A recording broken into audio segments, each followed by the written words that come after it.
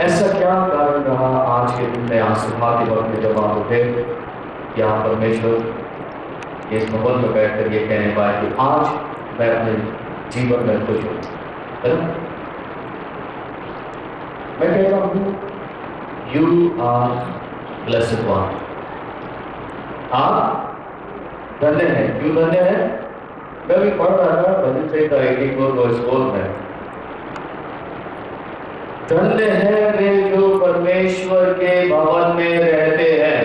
पहली बात, धन्य है वे जो परमेश्वर के भवन में रहते, और जो परमेश्वर के भवन में रहते हैं वे निरंतर परमेश्वर की क्या करते हैं? स्तुति करते हैं। बोले प्रेज़ द लॉर्ड। जो परमेश्वर के भवन में बैठे रहते हैं, निरंतर रहते हैं, वो निरंतर परमेश्वर की क्या करते हैं? स्तुति करते हैं। परमेश्वर का भवन चाहे पृथ्वी में हो, परमेश्वर का भवन चाहे आसमान में हो, परमेश्वर की संगति चाहे परमेश्वर के लोगों की इस पृथ्वी पर हो, या परमेश्वर के लोगों की संगति चाहे आसमान में हो, जो परमेश्वर की संगति में रहता है, या परमेश्वर के साथ में रहता है, परमेश्वर के भवन में रहता है, वो ब्लेस्ड है, धन्य है, क्योंकि वो परमेश्वर की स्तुति करते हैं निरंतर। क्योंकि अभी हम वीडियो भी देखे कि परमेश्वर ने बहुत सारी चीजों को अपनी स्तुति महिमा के लिए बनाया है। उसे मनुष्यों की क्या जरूरत है ना? उसे मनुष्यों की प्रेस की क्या जरूरत है? मनुष्यों को तो उसने स्वतंत्र इच्छा दी है कि वो प्रेस करे या ना करे, लेकिन मनुष्य क्या डिसाइड करता है? मनुष्य ये डिसाइड करता है कि मैं अपना जीवन अपने अनुसार जीऊंगा, मैं अपना जीवन जो है अपनी समझ के अनुसार जीऊंगा। मुझे परमेश्वर की क्या जरूरत है? मुझे तो बस ये पृथ्वी का जीवन जीना है और जीवन जी के चले जाना है। पता नहीं कहां जाऊंगा, पता नहीं क्या होगा, क्योंकि हम सोचते हैं, लेकिन परमेश्वर हर एक बात सोचता है और समझता है। हमने पिछली बार में क्या देखा था? पहली 3 मोहरों को टूटते हुए देखा, है ना? और आज परमेश्वर आगे की 3 मोहरों को, जो प्रभु यीशु मसीह के हाथ में जो पुस्तक है, उस पुस्तक की आगे की 3 मोहरें, यानी चौथी, 5वीं और 6ठी मोहरों को खोलकर हमारे सामने रखेगा कि हम परमेश्वर की इस प्रकाशन को समझने पाए। प्रकाशित वाक्य उसका 6वां अध्याय, उसकी 7वीं आयत से 4थी मोहर स्टार्ट होती है खुलना। और जब ये मोहर खुली तो यूहन्ना से कहा गया, आ देख, आजा, देख ले। और यूहन्ना क्या देखता है कि एक पीला घोड़ा निकल के आया है और घोड़े के ऊपर सवार बैठा है। उस सवार का नाम क्या है? मृत्यु। और खास बात यह है कि वो घोड़ा जहां जहां जा रहा है, तो सवार जो उस घोड़े पर बैठा हुआ है जिसका नाम मृत्यु है, वो अपने पीछे क्या लेकर चल रहा है? अब बोलो, क्या लेकर चल रहा है? अब बोलो। ये बात पक्की है, खुली हुई है कि ये पीला घोड़ा मौत का एक निशान है। यानी कि बहुत स्पीच क्रिएट की जाएगी पहली मोहर में, चुने हुए लोग बैठ जाएंगे, एंटी क्राइस्ट बैठा जाएगा। फिर उसके बाद क्या होगा? लहू बहेगा, बहुत सारे लोग मारे जाएंगे, युद्ध होगा, थर्ड वर्ल्ड वॉर होगा। फिर उसके बाद क्या होगा? फिर जब वॉर खत्म हो जाएगा तो आकाश की स्थिति आएगी, और आकाश की स्थिति के बाद परमेश्वर एक और चीज दिखा रहा है कि एक ऐसी स्थिति आएगी जहां पर लोग मरेंगे, और इस सवाल का नाम जो मृत्यु है, उसको एक अधिकार दिया गया है। अधिकार सारी पृथ्वी पर नहीं दिया गया। कितने पार्ट में दिया गया? 1/4 पार्ट पर यह अधिकार दिया गया। अभी ये सवाल निकला तो 4 चीजें हुई। पहली चीज, तलवार चली। दूसरी चीज, अकाल पड़ा। तीसरी चीज, मरी गई। चौथी चीज, वन पशुओं के द्वारा लोगों का जीवन क्या हुआ? मारे गए। लेकिन इससे पहले कि मैं इसको एक्सप्लेन करूं, इस सवाल के पीछे जो अवलोक है, अवलोक को मैं एक्सप्लेन करना चाहता हूं। एक बार नेपाली को याद नहीं सवाल पूछा था तेईस के बारे में। अवलोक जो है, अगर पुराने नियम में देखा जाए, हिब्रू में इसको बोलते हैं शियोल। क्या बोलते हैं? शियोल। और शियोल का अर्थ होता है वह स्थान जहां मृतक लोग रहा करते हैं। एक ऐसा स्थान जहां पर मृतक लोग रहा करते हैं। और पुराने नियम में कई बार बातें आई हैं अधोलोक के विषय में। भजन संहिता की किताब अगर आप पढ़ेंगे तो वहां पर 16वें अध्याय में और 10वीं आयत में दाऊद ने स्पष्ट लिख के कहा है, क्योंकि तू मेरे प्राण को अधोलोक में ना छिड़ेगा, अपने पवित्र जन को सड़ने नहीं देगा। ये परमेश्वर के दास ने लिखा हुआ। और वहीं पर अगर आप और देखना चाहते हैं तो साम 88 पूरा जो है इसके ऊपर वर्णित है। और अगर आप आगे देखना चाहते हैं तो आयसाया में उसके 4वें अध्याय में उसकी 9वीं आयत में लिखा हुआ है, पाताल के नीचे अधोलोक में तुझसे मिलने के लिए हाहाकार मचा। मतलब अधोलोक में जो लोग गए हुए हैं वो परमेश्वर से मिलने के लिए क्या कर रहे हैं?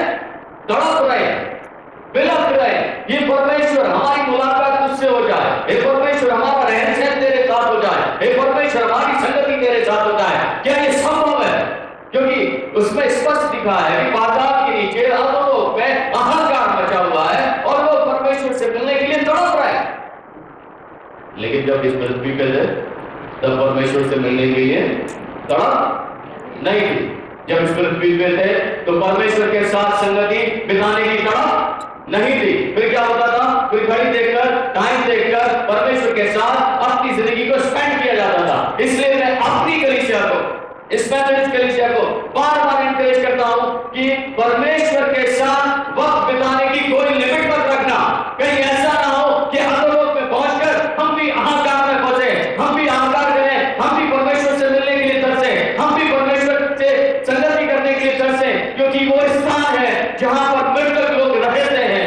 ये वो स्थान है जहां पर इस संसार से रुखसत गए हुए लोग जिन्होंने परमेश्वर के साथ में वक्त नहीं बिताया, खासतौर से विकेट लोग। अभी इस अधोलोक पर किसका अधिकार है? Who is the king? मृत्यु तो है। अभी परमेश्वर के वचन में देखेंगे, अय्यूब की किताब निकाले गए 18वां अध्याय उसकी 13वीं आयत के आखिरी हिस्से से और 14वीं आयत तक वहां पर क्या लिखा हुआ है? वहां पर वचन इस प्रकार से कहता है, काल का पहिलौठा उसके अंगों को खा लेगा और अपने जिस डेरे का वो भरोसा करता है उससे वे छीन लिया जाएगा। काल का पहिलौठा कौन है मालूम? समय का पहिलौठा कौन है? सबसे पहले परमेश्वर ने किसकी रचना की है उस विषय में अय्यूब ने मेंशन करने के लिए इस स्टेटमेंट को इस किताब में लिखा है। काल का पहिलौठा कौन है? वो पहिलौठा जिसको परमेश्वर ने बड़ी फुर्सत के साथ, वो परमेश्वर ने जिसको बड़े सुंदर ढंग से, वो परमेश्वर जिसको बहुत ही बेहतरीन तरीके से सृज कर आपके लिए रखा था, जिसके पंखों में वाद्य यंत्र लगे थे, जो बहुत सुंदर था। और ऐसा लिखा हुआ है कि वो सर्वांग सुंदर था। और वो किस पर अधिकार रखा है? उसका अधिकार अधोलोक के ऊपर है। वो अपने इस पृथ्वी के लोगों को चुनता है और चुनकर उस अधोलोक के लिए प्रेरित करता है और लोग उसके पीछे फॉलो करते हैं ताकि उस अधोलोक पे पहुंच जाए।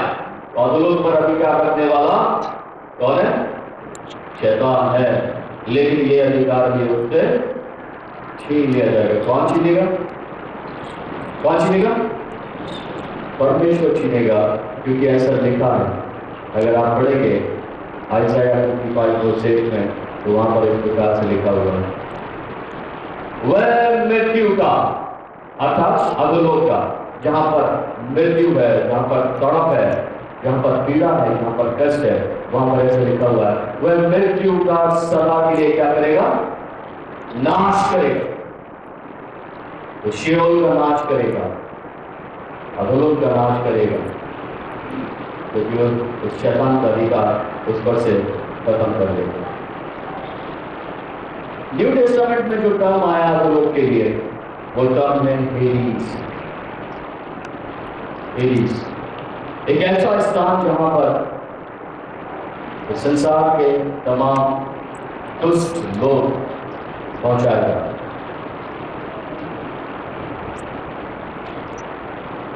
लूका रचित समाचार उसके 16वें अध्याय 19 आयत से लेकर 31 आयत तक प्रभु यीशु मसीह ने एक दृष्टांत का वर्णन किया, और उस दृष्टांत में क्या दिखाया? एक निर्धन व्यक्ति है जिसका नाम क्या है? लाजर। एक अपंग व्यक्ति है जिसका नाम क्या है? लाजर। एक क्रिपल्ड व्यक्ति है जो चल फिर नहीं सकता, उसका नाम क्या है? लाजर। और वो एक धनवान की डेवड़ी पर लाकर छोड़ दिया जाता था, शायद उसके परिवार वाले उसको छोड़ देते होंगे ताकि जो कोई भी धनवान इसको देना चाहे वो दे दे। लेकिन ऐसा हुआ कि इस संसारिक जिंदगी में उसने कभी भी उस निर्धन की सुधि नहीं ली, और ऐसा लिखा हुआ है कि पहले ये निर्धन लाजर जो है मरा और परमेश्वर के दूत उठाकर उसे पिता अब्राहम की गोद में ले गए। लेकिन जब धनवान मरा, गाड़ा गया और सीधा कहां उतर गया? कहां उतरा? अधोलोक में। अधोलोक, जहां पर इस संसार में अपने जीवन को सही ढंग से नहीं बिताए जाने पर लोग पहुंचाए जाते हैं, वो स्थान अधोलोक। और यहाँ पर हमारे परमेश्वर के प्रकाशन में क्या लिखा है? वो मौत अपने पीछे क्या लेकर चल रही है? अधोलोक लेकर चल रही है। क्या हुआ उसका?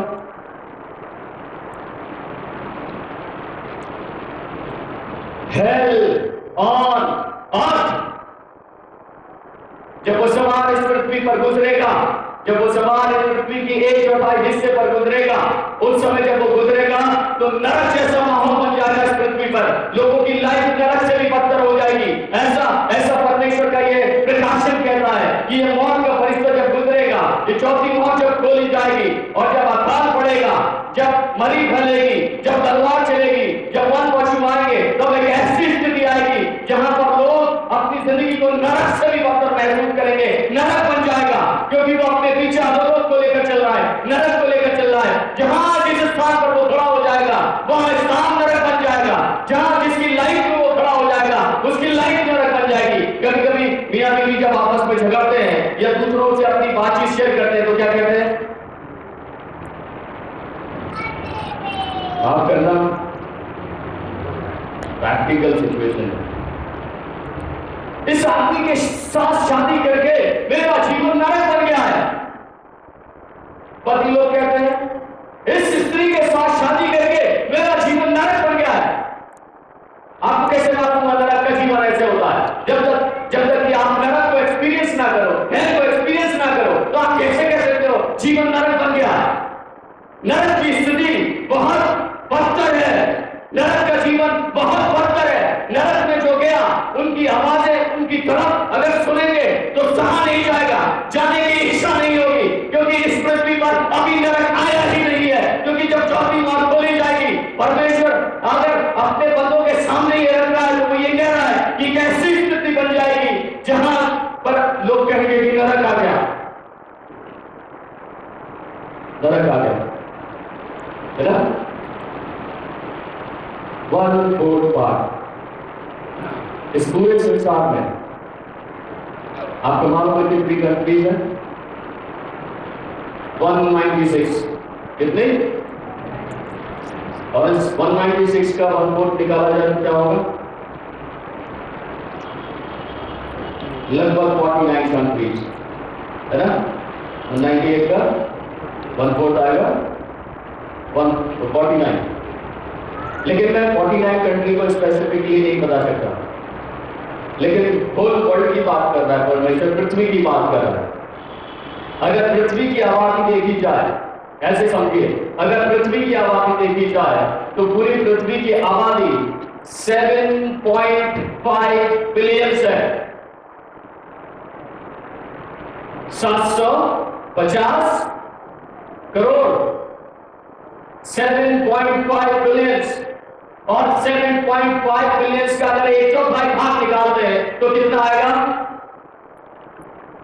1.9 बिलियन। 1,90,00,000 लोग नरक को झेलेंगे। ऐसी स्थिति पैदा होगी कि 1,90,00,000 लोग, 1/4 जो है उसको अधिकार दिया गया है। और वो 1/4 इस हिंदुस्तान में भी हो सकती है, वो 1/4 अदर कंट्रीज में भी हो सकती है। अगर हर एक कंट्री का 1/4 निकाल के चले जाए तो 196 कंट्रीज में से अलग अलग अगर निकालेंगे तो 196 कंट्रीज इस बात को झेल सकती है। परमेश्वर ये दिखाना चाह रहा है कि अगर 1/4 अधिकार है तो हर हिस्से का 1/4 पार्ट जो है नरक बन जाएगा, मौत में तब्दील हो जाएगा। और मौत कैसे होगी? पहली मौत कैसे होगी? अकाउंट से, तलवार से, मतलब मैथ्यू 24 निकाल के रखना। मैथ्यू 24:7 वहां पर क्या लिखा है? जाति पर जाति क्या करेगी? चढ़ाई करेगी। धर्म के नाम पर लोग एक दूसरे को क्या करेंगे? काटेंगे, मारेंगे। जाति पर जाति चढ़ाई करेगी। हम सुपीरियर हैं, हम अच्छे हैं, हमारा रिलीजन अच्छा है। सब जगह ऐसी स्थिति पैदा हो जाएगी, क्योंकि यहाँ पर परमेश्वर प्रभु यीशु मसीह क्लियर का पिक्चर को दे रहे हैं। तलवार चलेगी, मारे जाएंगे लोग, खून बहेगा, आघात पड़ेगा, गांव से उतरेंगे नहीं लोग, भूखे मरेंगे, भूख से मर जाएंगे। बहुत सारे लोग ऐसे हैं जो ऐसी स्थिति को झेलते हैं और मर जाते हैं। फिर ऐसा लिखा हुआ है, मरी फैलेगी, प्लेग से मरेंगे जरूर। पृथ्वी के वन पशुओं के द्वारा मारे। अब हर स्थान पर तो वन पशु जाएंगे नहीं मारने के लिए, है ना? कभी कभी देहरादून में पेपर में न्यूज आती है, मोटरसाइकिल सवार जा रहे थे, इस रास्ते से जा रहे थे जहाँ पर वन क्षेत्र है, और वहां पर क्या तेंदुओं ने अटैक कर दिया, है ना? और व्यक्ति वहीं मर गए। पेस्टिलेंस समझते हैं आप लोग? बीमारी पेस्टिलेंस। डेंगू का नाम सुना है? कितने लोग मरते डेंगू से? बहुत सारे। स्वाइन फ्लू का नाम सुना है ना? इमेजिन करके देखिए, वन पशु, अगर वहां पर लिखा है वन पशु, है ना, तो उसमें सारी चीजें इंक्लूड है। अगर जानवर से मारना है तो जानवर से भी मारेगा, अगर पेस्टिलेंस से मारना है उससे भी मारेगा। इबोला का नाम सुना है? इबोला जब लोगों के जिस्म में फैलता है तो व्यक्ति मर जाता है। डेंगू से मर जाते हैं, है ना? स्वाइन फ्लू से मर जाते हैं, और बहुत सारे ऐसे हैं जिनसे जो है व्यक्ति की जान चली जाती है। और परमेश्वर इसी बात को दिखाने की कोशिश कर रहा है कि जिस जगह पर वो मौत का फरिश्ता खड़ा हो जाएगा वहां पर लोग मरेंगे। ये अच्छी बात नहीं है। 4 चीजें देखी आपने?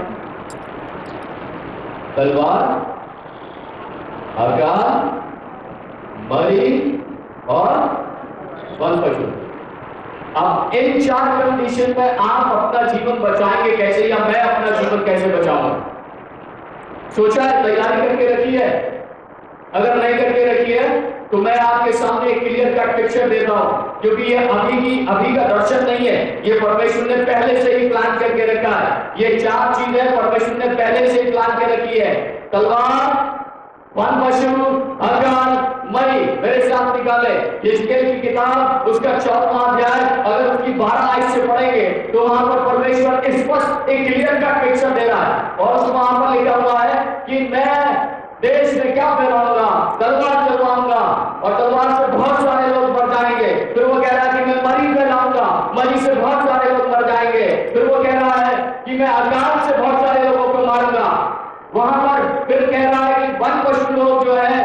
लोगों के जीवन को खा जाएंगे, मार डालेंगे। लेकिन इन चारों स्थिति में हर एक व्यक्ति को अपने जीवन के बचाव के लिए कार्य करना पड़ेगा। वहां पर 3 लोगों के नाम दिए गए, फिर चाहे उस शहर में, उस देश में नूह, डैनियल, अय्यूब, ये तीनों लोग क्यों ना हो, वो सिर्फ अपने एफर्ट से, अपनी धार्मिकता से, अपनी पवित्रता से केवल अपने ही प्राणों को बचा पाएंगे और कोई अपने प्राणों को बचा नहीं पाएगा। अगर परिवार के प्राण बचाना चाहेंगे तो परिवार के प्राण बचेंगे नहीं। सिर्फ अपने व्यक्तिगत तौर पर मनुष्य अपने प्राणों को बचा सकता है, क्योंकि यिजकेल ने स्पष्ट इस दर्शन को देखकर, स्पष्ट इस प्रोफेसी को कहकर एक क्लियर कट पिक्चर हमारे सामने रखी है। तो तू डैनियल, अय्यूब यहां पर तो है नहीं, है क्या? उस समय देखे जब यिजकेल इस बात का प्रचार कर रहा था, भविष्यवाणी कर रहा था, नहीं थे। लेकिन परमेश्वर क्या कहना चाहता है? परमेश्वर ये कहना चाहता है कि जिन्होंने अपना जीवन नूह के समान जीने का यत्न किया है, जिन्होंने अपना जीवन नूह के समान जीने की आशा लगाई है, प्रयत्न किया है, वो सिर्फ अपने जीवन को बचा पाएंगे। नूह में क्या क्वालिटी थी? अगर आप क्वालिटी देखना चाहते हैं नूह की, तो निकाले मेरे साथ उत्पत्ति की किताब, उसका 6वां अध्याय, उसकी 10वीं आयत, 9वीं आयत क्या कहती है? क्या लिखा है नूह के विषय में 9वीं आयत में? नूह की पंचावली यह है, नूह धार्मिक पुरुष और अपने समय के लोगों में खरा था और नूह परमेश्वर ही के साथ चलता रहा। नूह धर्मी पुरुष था, नूह अपने समय के लोगों में खरा था और नूह परमेश्वर के साथ साथ चल रहा था। आज कितने लोग हैं जो धार्मिकता में अपना जीवन जीते हैं? आज कितने लोग हैं जो खराई से अपना जीवन जीते हैं? आज कितने लोग हैं जो परमेश्वर की बातों को सुनकर, अमल करकर परमेश्वर के साथ साथ चलते हैं? कितने लोगों ने परमेश्वर की आत्मा को अपने जीवन में एक्सपीरियंस किया? कितने लोगों को यह मालूम है कि हम जहां जहां जाते हैं, हम जहां जहां चलते हैं, परमेश्वर का आत्मा हमारे साथ में होता है? और अगर परमेश्वर की आत्मा का अनुभव है, स्मरण है, स्पर्श है परमेश्वर की आत्मा का, तो यह भी पता होना चाहिए कि आत्मा किस स्थान पर चल रहा है, किस स्थान पर ले जाने की कोशिश कर रहा है, किस स्थान को, किस बात को हमसे बुलवाने की कोशिश कर रहा है, किस बात को हमसे कहना चाहता है। और जो लोग अपने जीवन में पवित्र आत्मा को महसूस करते हैं, परमेश्वर के आत्मा को महसूस करते हैं, परमेश्वर के साथ साथ चलने का यत्न करें। परमेश्वर के लोग अगर इस बात को याद रखेंगे, परमेश्वर यकीनन ऐसे लोगों के प्राणों को बचाने। अय्यूब में क्या खास बात? अय्यूब की किताब चैप्टर 1 वर्स 8, अय्यूब के विषय में लिखा है, अय्यूब खरा है, अय्यूब सीधा है, अय्यूब परमेश्वर का भय मानता है, अय्यूब बुराई से दूर रहता है। अय्यूब सीधा है, अय्यूब खरा है, अय्यूब परमेश्वर का भय मानता है और अय्यूब बुराई से दूर रहता है। कितने ऐसे लोग हैं जो खराई से हैं? कितने ऐसे लोग हैं जो सीधे लोग हैं? कितने ऐसे लोग हैं जो परमेश्वर का भय मानते हैं? कितने ऐसे लोग हैं जो बुराई से अपने जीवन को अलग रखते हैं? ये डराने वाली बात नहीं है, क्योंकि ये समय आने वाला है और जिस दिन ये समय आएगा उस दिन मौका नहीं मिलेगा, याद रखना। ये चौथी बात जिस दिन खोल देगा परमेश्वर, इसका पूरा होना पाया जाएगा, तो समझ लेना मौका नहीं मिलने वाला। अभी हमारे हाथ में वक्त है ना? अभी किसने बोला था? परमेश्वर ने हमें, जिस तरह आपने बोला था, क्या दिया है? मौका दिया है। अगर मौका दिया है तो उस मौके को बुलाना मेरे और आपके हाथ में है। अगर नहीं बुलाया तो पता नहीं। डैनियल में क्या खास बात है? क्या खास बात है? डैनियल 6 चैप्टर 6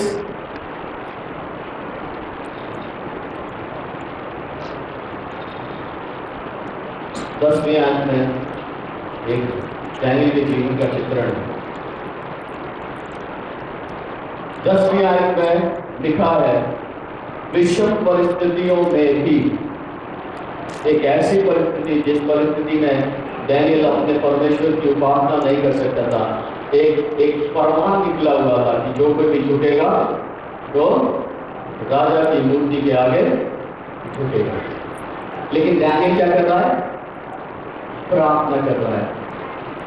नील डाउन है, हेड डाउन,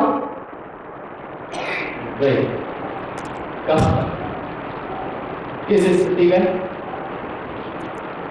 एक ऐसी स्थिति में जहां पर प्रार्थना करने का अधिकार छीना जा रहा है। ऐसी स्थिति आएगी क्या? आ भी सकती है, आ भी सकती है। जो करना है आपको हमारे अकॉर्डिंग करना पड़ेगा।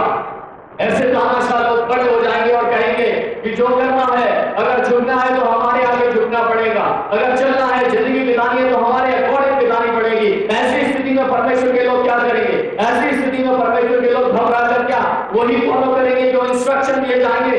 लेकिन डैनियल क्या दिखाना चाह रहा है? डैनियल ये दिखाना चाह रहा है कि देखो, मैं परमेश्वर का एक ऐसा व्यक्ति हूं जिसने सिर्फ और सिर्फ परमेश्वर के आगे सजदा किया है और परमेश्वर के आगे ही सजदा करूंगा। He is a man of prayer।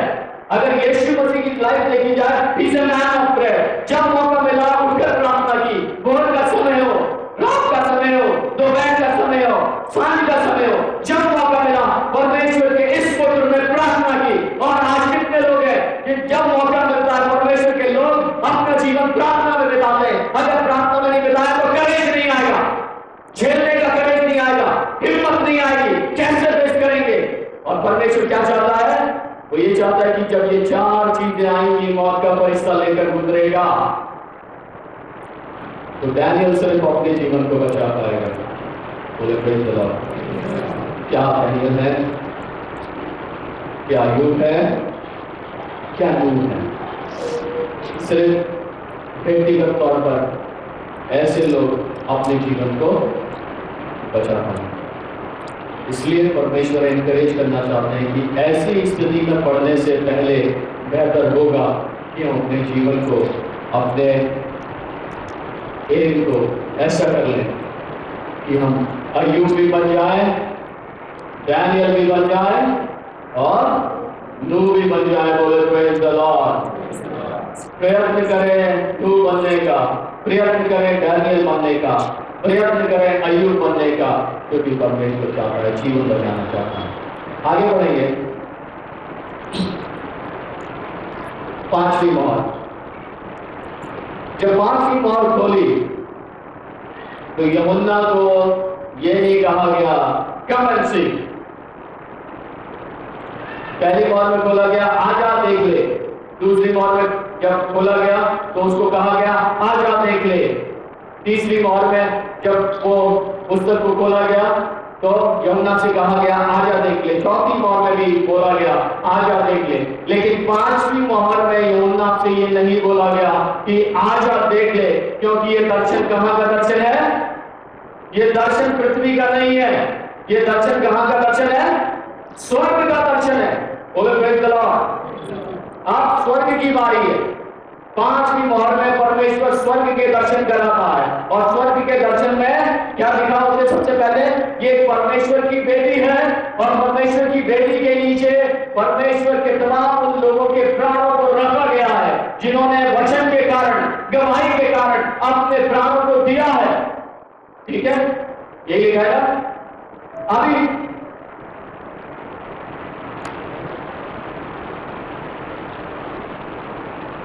जब कभी मेमोरियल सर्विस होती है तो मैं प्राण को समझाने की कोशिश करता हूं, है ना?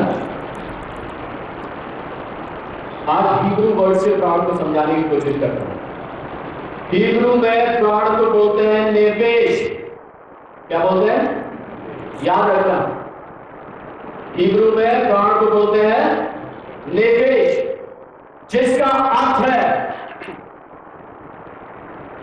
Body which is alive. बोले प्रेज़ द लॉर्ड। नेफेश का मतलब होता है a body which is alive. कभी कभी क्या होता है कि हम तो अपनी, जब ऐसी परिस्थिति आती है जब कोई व्यक्ति संसार से रुखसत होके जाता है, हिब्रू का ये वर्ड डिफाइन करता है कि एक ऐसा शरीर जो जीवित है, एक ऐसा प्राण जो परमेश्वर ने इस शरीर के भीतर रखा है, वो जीवित है, वो मरा नहीं है। और मरा होता तो परमेश्वर की बेटी के नीचे उसका क्या काम था? परमेश्वर मृतकों का परमेश्वर नहीं है, परमेश्वर किसका परमेश्वर है? जीवितों का परमेश्वर है।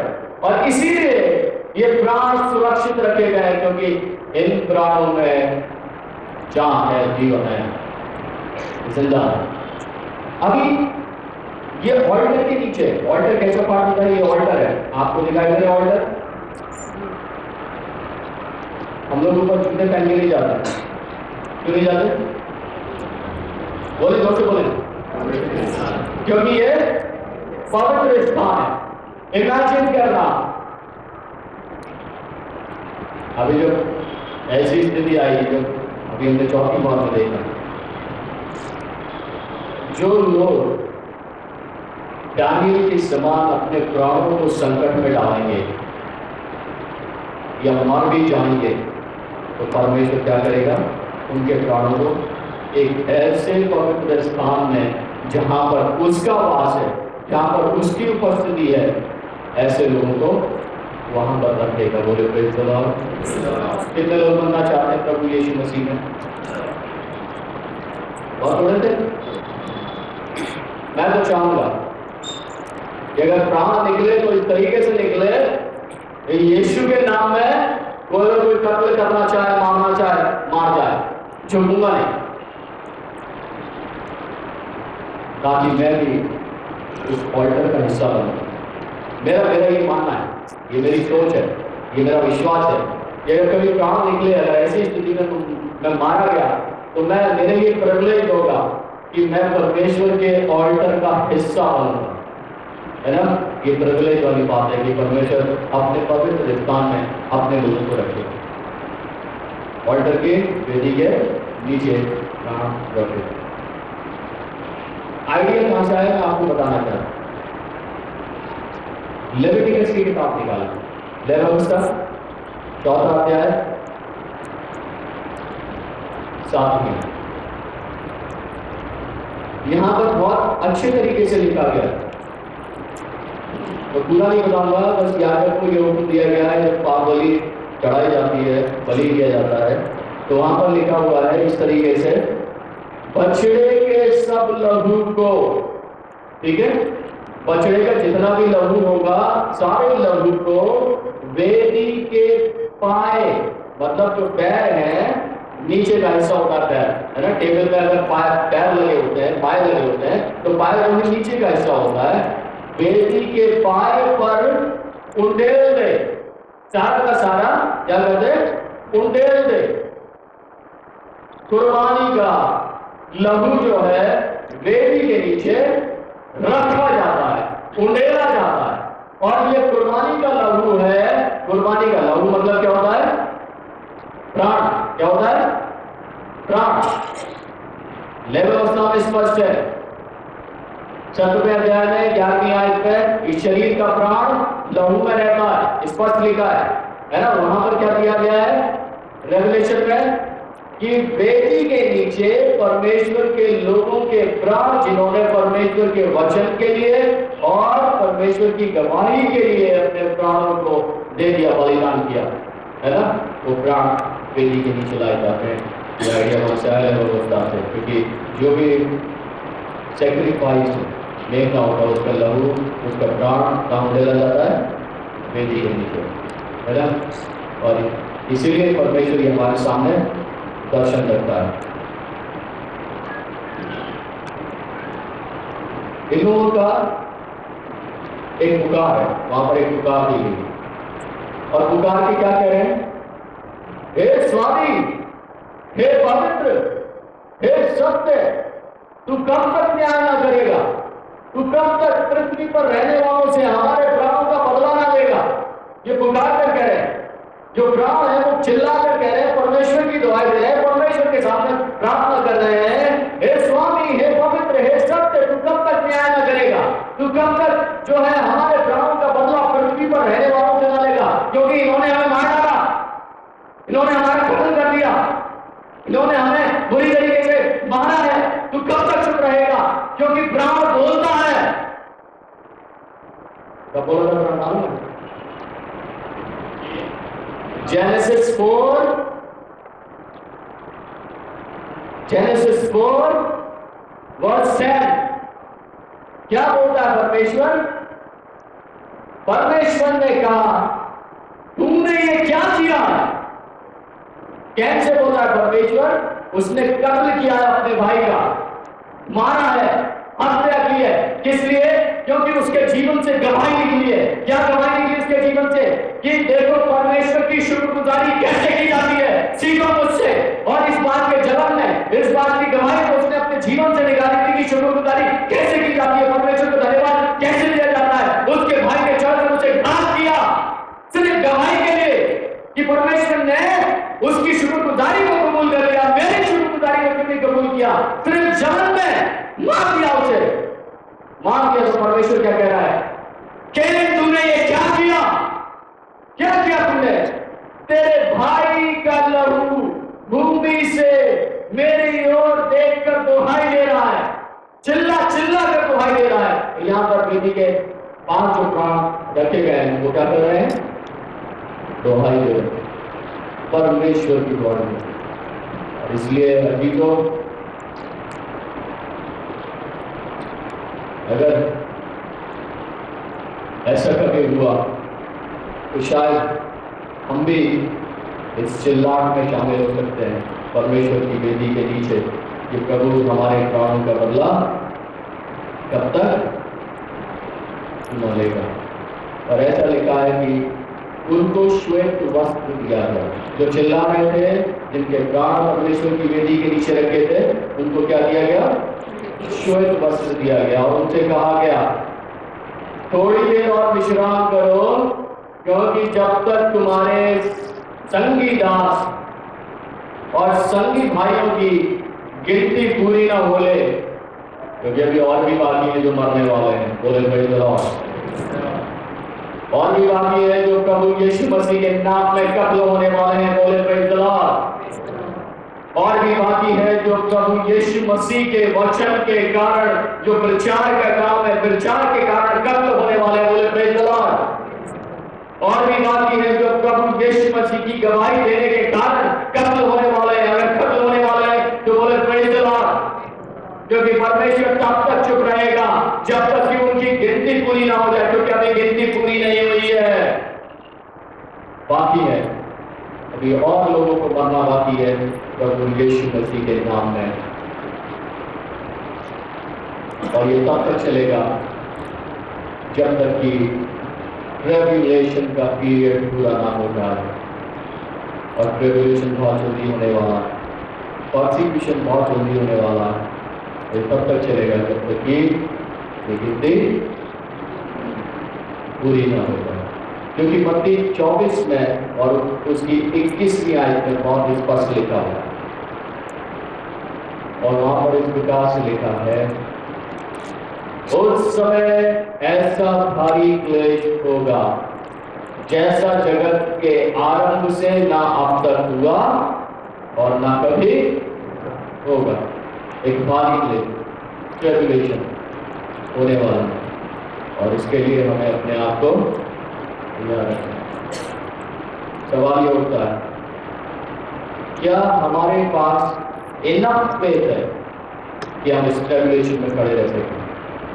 Do you have enough faith to face tribulation? हमारे पास है या नहीं?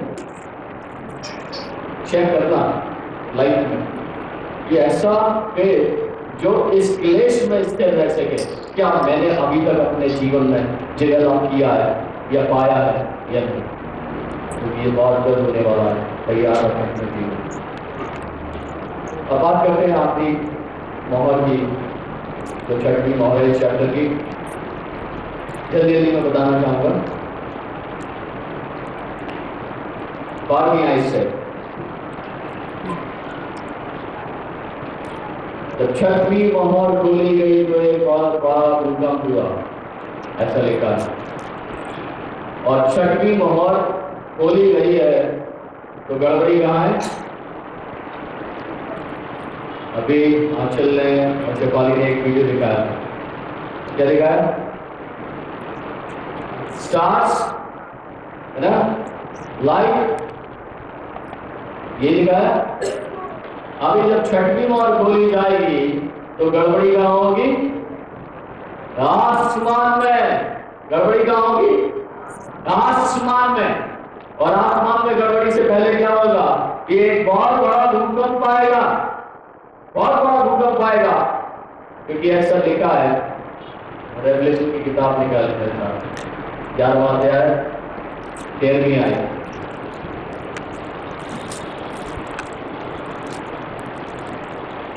फिर उसी वक्त एक बड़ा भूचाल आ गया और शहर का 10वां हिस्सा गिर गया और उस भूचाल से 7,000 आदमी मरे और बाकी जल गए और आसमान की खुदा की तमलीग हुई।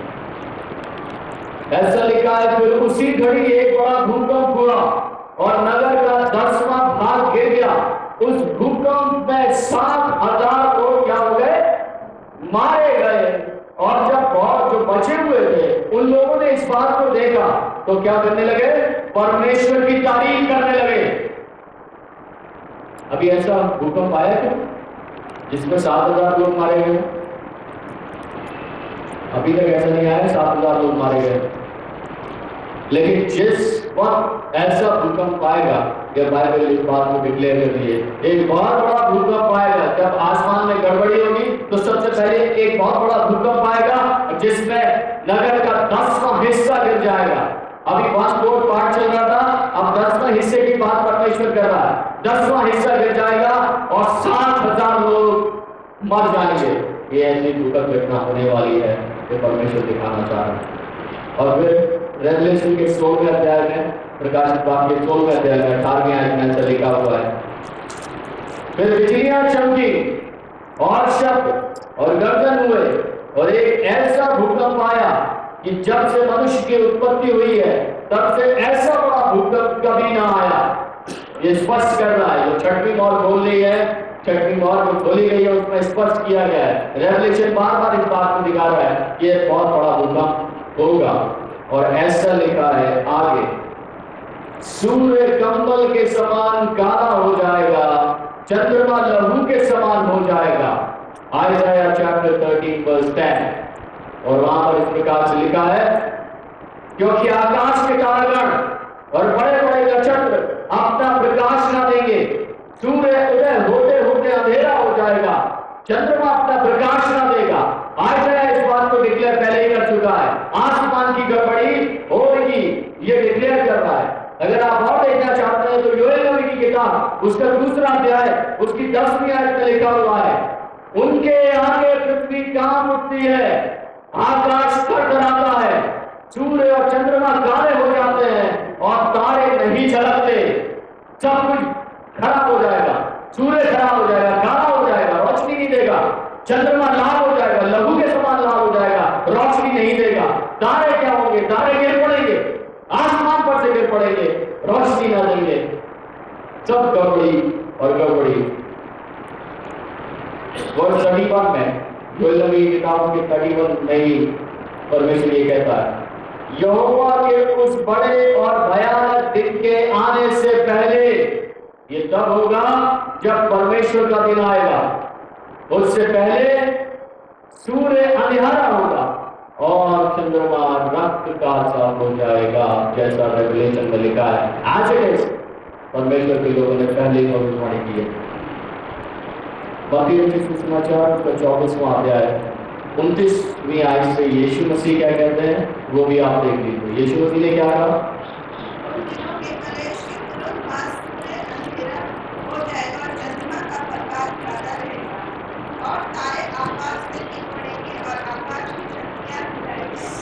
उन दिनों के क्लेश के बाद सूर्य अंधियारा हो जाएगा, चंद्रमा का प्रकाश जाता रहेगा, तारे आकाश से गिर पड़ेंगे और आकाश की शक्तियां क्या कर जाएंगी? हिलाई जाएंगी। ये प्रभु यीशु मसीह ने भी प्रोफेसी की है जो इस रेवलेशन में दिखाई जाती है। अभी 4वीं आयत में, रेवलेशन 6 अध्याय 4वीं आयत में ऐसा क्या लिखा है? आकाश ऐसा सरक गया जैसा पत्र लपेटने से सरक जाता है। अभी इसका वर्णन हमें मिलेगा यशाया की किताब का 34वां अध्याय 4 आयत में, जहाँ पर इस प्रकार से लिखा है, आकाश के सारे गण जाते रहेंगे, आकाश कागज के समान लपेटा जाए। परमेश्वर क्या करेगा? आकाश को लपेट देगा कागज के समान। रेवलेशन क्या कह रहा है? रेवलेशन में लिखा हुआ है कि पत्र के समान क्या करेंगे? सरक जाएगा, है ना? हिंदी में लिखा है पत्र के समान सरक जाएगा, और यहाँ पर आइज़ाया की बात को डिक्लेयर करता है। और ऐसा लिखा है, हर एक टापू और पहाड़ अपने स्थान से टल जाएगा। प्रकाशित वाक्य 16 उसकी 20वीं आयत में यही वर्णन है। और 15वीं आयत में इस प्रकार से लिखा हुआ है, तब पृथ्वी के राजा, सरदार, धनवान पहाड़ों की गोद में, चट्टानों में जा छुपेंगे। जब ऐसा होगा, जब आसमान में गड़बड़ी की जाएगी, जब आसमान के तमाम जो शक्तियां हैं, सूर्य हो, चंद्रमा हो, तारे हो, जब मिलाए जाएंगे, आसमान को लपेटा जाएगा। ये देखकर लोग जो होंगे, सरदार होंगे, जो मुखिया होंगे, धनवान लोग जो होंगे, वो क्या करेंगे? स्वतंत्र लोग जो होंगे, वो क्या करेंगे? गुफाओं में, पहाड़ों में जाकर शरण लेंगे। और ऐसा ये पहली बार नहीं लिखा गया है, ऐसा पहले भी लिखा हुआ है। क्योंकि अगर आप पढ़ना चाहते हैं तो आप पढ़ सकते हैं यशाया 2 अध्याय 12वीं आयत।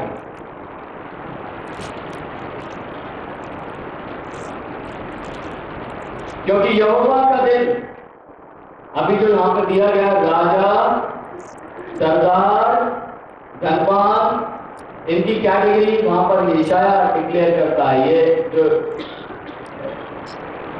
कविताओं में टाइटल को दिए गए, टाइटल देने का कारण है क्योंकि यहोवा का दिन सब घमंडियों और ऊंची गर्दन वालों और उन्नति से फूलने वालों पर आएगा, वे झुकाए जाएंगे। सरदार, राजा झुकता नहीं है, लेकिन परमेश्वर क्या करेगा? उसे झुकाएगा। जो अपनी ताकत के घमंड में चूर है, वो क्या करेगा? परमेश्वर के सामने झुकाया जाएगा।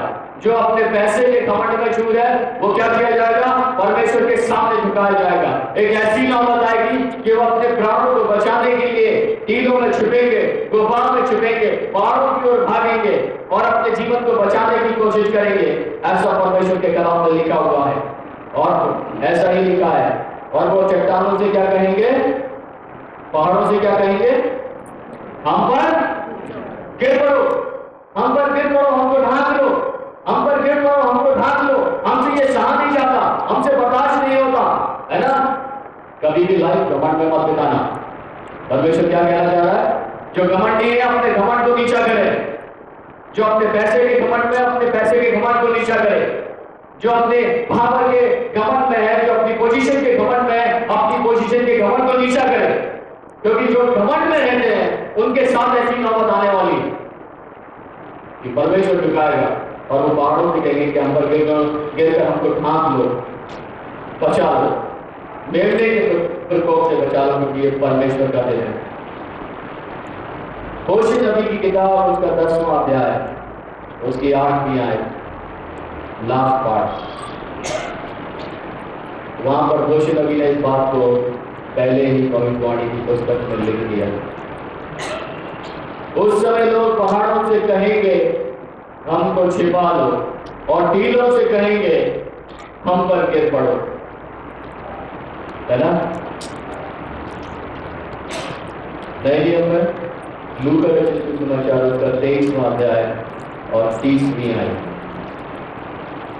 वहां पर भी सेम चीज है कि लोग पहाड़ों से कहेंगे, टीलों से कहेंगे कि हम पर गिर पड़ो या हमको छिपा लो, क्योंकि उनके प्रकोप का भयानक दिन आ पहुंचा है।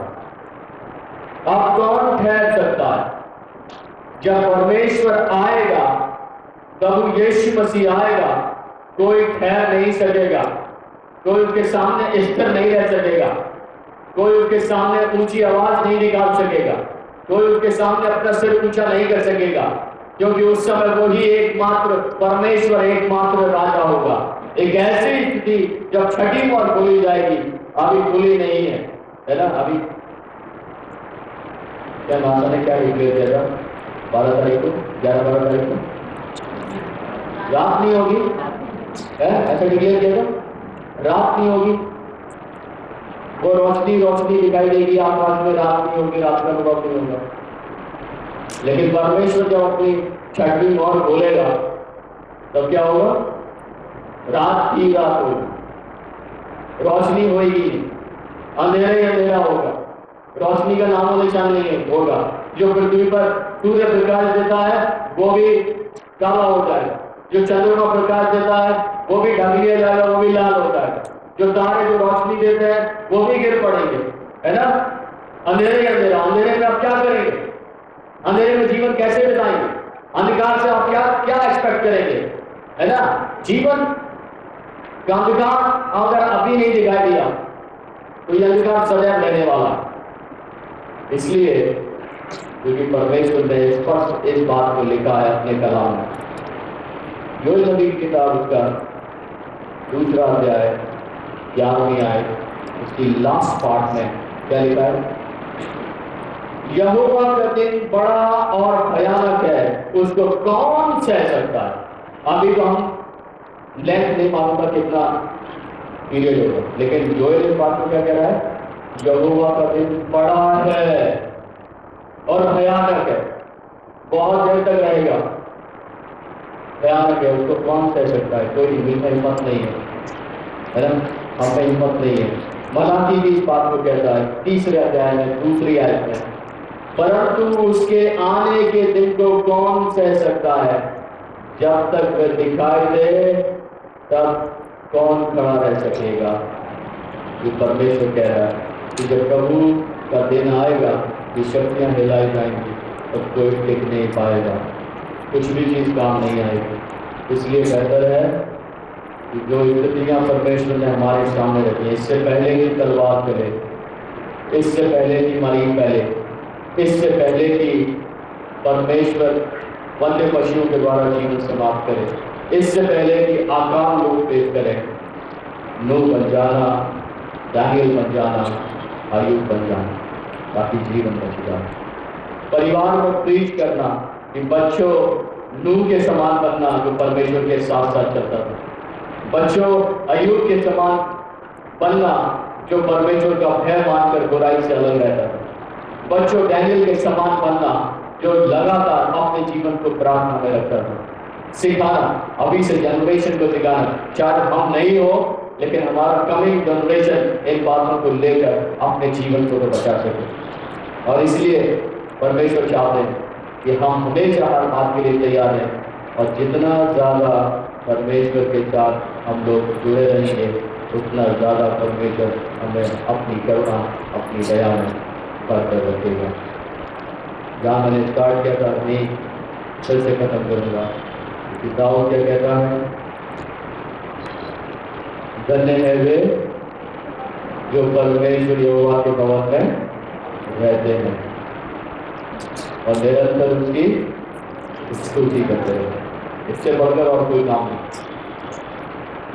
जीवन में अगर कुछ करना है तो परमेश्वर के भवन में निरंतर बने रहना, क्योंकि उसके भवन में रहने वाले, उसकी संगति में रहने वाले अपने जीवन को बदल जाएंगे अपनी स्तुति के द्वारा, अपनी महिमा के द्वारा।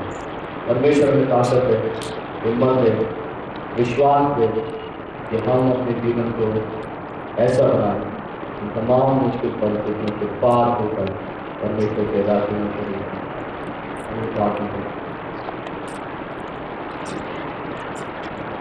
तेरे धन्यवाद हो प्रभु कि तूने प्रभु हमें ये मौका दिया कि आज हम प्रभु तेरे वचनों को, प्रकाशनों को सीखने पाए, समझ से